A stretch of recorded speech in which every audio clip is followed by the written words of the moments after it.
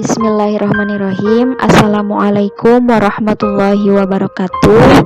Berjumpa kembali dengan Ibu di pelajaran pendidikan agama Islam. Insya Allah pada kesempatan kali ini kita akan melanjutkan materi waris dan wasiat. Untuk pertemuan kali ini kita akan membahas tentang rod dan garawain. Nah, sekarang kita akan bahas ar-rod. Ar-rod secara harfiah yaitu rod, artinya mengembalikan. Jadi rod menurut para ulama mawaris, rod ialah mengembalikan sisa warisan kepada ahli waris setelah pembagian warisan sesuai dengan dawil furuj, ya. Mereka masing-masing. Rod atau pengembalian sisa harta warisan bisa dilaksanakan hanya terbatas pada ahli waris nasabiyah. Jadi ahli waris sababiyah seperti suami atau istri tidak dapat menerima rod. Demikian pendapat mayoritas jumhur ulama. Rod dapat dilakukan dengan mengembalikan sisa harta warisan kepada semua ahli waris yang ada, baik asbabul furuz, nasabiyah ataupun sababiyah. Pendapat ini dikemukakan oleh sahabat Utsman bin Affan. Rod ialah mengembalikan sisa warisan kepada para ahli waris setelah pembagian warisan sesuai dengan furuz mereka masing-masing. Hal itu dapat terjadi apabila jumlah bagian ahli waris lebih sedikit daripada asal masalah.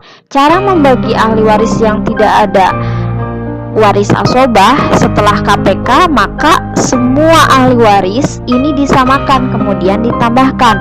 Ternyata hasilnya kurang satu bilangan, maka cara pemecahannya adalah penyebut dikurangi sehingga sama dengan pembilang. Nah, nanti kita mulai cara menghitungnya itu dengan kasus, ya. Jadi supaya lebih gampang di selanjutnya. Contoh kasus rod, ya. Tuan William wafat. Ahli warisnya terdiri dari ibu, istri, dan satu orang anak perempuan. Harta yang ditinggalkan itu 19 juta. Berapakah bagian masing-masing? Lihat, ya. Jadi bagian ibu itu 1/6, bagian istri 1/8, bagian anak perempuan itu setengah. Jadi KPK-nya itu adalah 24. Nah, setelah itu dilihat di bawahnya, ya. 1/6 ditambah 1/8 ditambah 1/2 sama dengan, ya. Ini kan tadi KPK-nya 24, ya. 2/4 2/24 ditambah 3/23 ditambah 2/24 sama dengan 19/24. Nah, di sini dibulatkan, dirodkan, disamakan dengan ininya apa sih? Bilangan atau jumlah uangnya gitu. Itu menjadi 19/19. Jadi, nah, dilihat, ya, di bawahnya. Ibu sama dengan 1/6 sama dengan 4/24, ya. Sama dengan, ya, dilihat 4/19 dikali 19 juta itu bagian ibu adalah 4 juta. Sedangkan istri itu 1/8 sama dengan 3/24, ya. 3/24 sama dengan 3/19 dikali 19 juta berarti bagian ibu 3 juta. Nah, kemudian satu anak perempuan itu setengah. Kalau setengah berarti 12/24. Nah, ini kemudian dirodkan 12/19, ya. Yaitu 12/19 dikali 19 juta sama dengan 1.200.000 gitu. Itu adalah rod. Jadi nanti ada pengembaliannya. Kemudian setelah ar-rod, sekarang ada yang terakhir yaitu garawain. Garawain adalah bentuk tasniah dari lafaz gor yang artinya bintang cemerlang. Disebut demikian karena kemasyhurannya bagaikan bintang yang cemerlang. Nama lain dari garawain adalah umariyatain karena cara penyelesaiannya tersebut diperkenalkan oleh Umar bin Khattab. Masalah Gorowain adalah salah satu bentuk masalah dalam kewarisan yang pernah diputuskan oleh Umar bin Khattab dan diterima oleh mayoritas sahabat dan diikuti oleh jumhur ulama. Untuk pembagian waris yang terdiri dari bapak, ibu, suami, atau istri, di mana bagian ibu diambil dari bagian istri atau suami. Nah, ini sudah pasti ya, kalau bagian Gorowain itu pasti terdiri dari ahli waris ini. Kita lanjut kepada kasus ya, supaya kita lebih gampang menjelaskan. Coba perhatikan kasusnya. Kasus Gorowain. Ibu Zainab wafat, ahli warisnya ibu, bapak, dan suami. Harta warisan yang ditinggalkannya itu sebesar 12 juta. Berapakah bagian masing-masing? Lihat ya, ini ahli warisnya sama ya. Suami itu setengah, ibu 1/3, dan bapak sebagai asobah. Pertanyaannya, kenapa bapak sebagai asobah? Karena ibu Zainab itu tidak memiliki anak, ya, tidak memiliki anak laki-laki gitu. Jadi bapak itu ketarik jadi asobah karena tadi bapak itu menjadi asobah binafsi di pertemuan yang sebelumnya. Jadi kalau tidak ada anak laki-laki, tidak ada cucu laki-laki, berarti otomatis bapak sebagai asobah binafsi. Nah, di sini suami 1/2 karena tidak ada anak, ibu 1/3, dan bapak sebagai asobah. Di bawahnya dilihat lagi, suami itu setengah ya, suami setengah, langsung penyelesaiannya. Setengah dikali 12 juta sama dengan bagian suami itu 6 jutanya. Nah, kemudian si ibu ya, ibunya 1/3. 1/3 itu dikali 12 juta ya. Berarti hasilnya itu sama dengan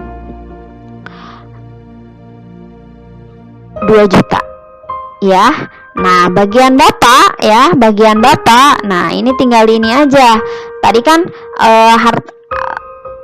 hartanya 12 juta dikurang bagian suami 6 juta, kemudian dikurang bagian ibu itu 2 juta. Berarti sisanya untuk bapak itu 4 juta ya. Jadi kalau kasus Gorowain lebih gampang ya, tapi kalian harus memahami itu bagian asobah, karena yang sering ada kasus itu asobah ya, yang penyelesaian secara asobah. Tapi kalau Gorowain, Rod, kemudian Aul itu jarang gitu ya. Jadi ibu akan lebih menekankan kepada kasus asobah. Nah, setelah kita mengetahui berbagai hal dalam materi waris dan wasiat, ada hal yang harus kita ketahui, yaitu hal apa yang membuat seseorang mendapat warisan. Yang pertama itu adanya pertalian darah yang dengan orang yang meninggal, yang disebut dengan nasab. Ya, nasab itu adalah ikatan darah. Jadi menyebabkan seseorang itu berhak mendapat warisan karena menjadi ahli waris. Kemudian yang kedua itu adanya hubungan pernikahan, seperti misalkan suami meninggal, istri mendapatkan warisan dari suaminya. Kemudian istrinya meninggal, suaminya juga dapat warisan dari istrinya gitu. Kemudian adanya pertalian agama, contohnya seperti ini. Orang tuanya muslim, misalkan ayahnya muslim yang meninggal, terus anaknya beragama lain, misalkan Kristen, Buddha, dan lain sebagainya. Itu tidak berhak mendapat warisan karena tidak ada pertalian agama. Kemudian yang keempat itu karena memerdekakan, berarti budak itu tidak ada hak mendapat warisan ya. Paling kalau kita mau paling bukan warisan, disebutnya hibah gitu ya. Jadi ini adalah hal yang membuat seseorang mendapat warisan. Kemudian hal apa saja yang membuat seseorang terhalang mendapat warisan? Yang pertama ya, hamba ya. Tadi sebelumnya kita sudah bahas kan, karena memerdekakan. Yang pertama itu hamba. Hamba itu berarti budak belian. Jadi itu zaman dulu mungkin masih ada, tapi sekarang sudah tidak ada. Jadi itu tidak berhak atau terhalang mendapat warisan.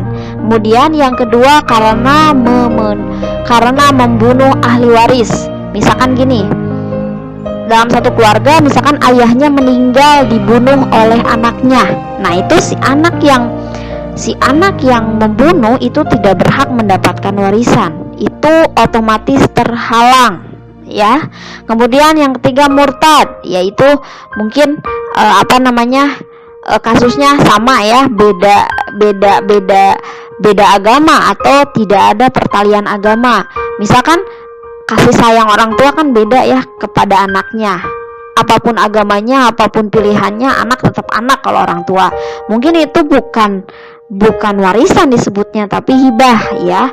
Karena kalau warisan itu sudah sudah terhalang karena tidak ada pertalian agama atau murtad. Karena kan murtad itu keluar dari agama Islam. Kemudian berbeda agama dengan ahli waris, ya. Berbeda dengan ahli waris tadi juga sama ya, berarti itu sudah otomatis tidak ada pertalian agama, berarti seseorang itu terhalang untuk mendapat warisan. Jadi setelah kita dari awal sekarang sampai akhir, alhamdulillah semua hal-hal yang penting dalam mempelajari waris dan wasiat sudah kita pelajari ya. Mungkin banyak yang bingung ya, karena mungkin ini hal yang jarang kita temui gitu kan. Jadi minimal tidak mengerti pun kalian tidak paham, minimal kalian oh iya tahu seperti ini.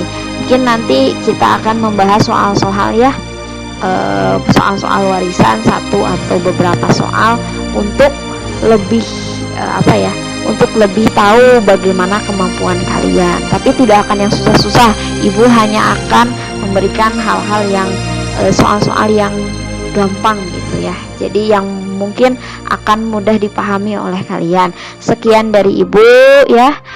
Jaga terus kesehatan. Apapun yang Ibu katakan semoga menjadi pelajaran buat kalian. Terima kasih. Tetap jaga kesehatan, selalu bahagia. Terima kasih. Wassalamualaikum warahmatullahi wabarakatuh.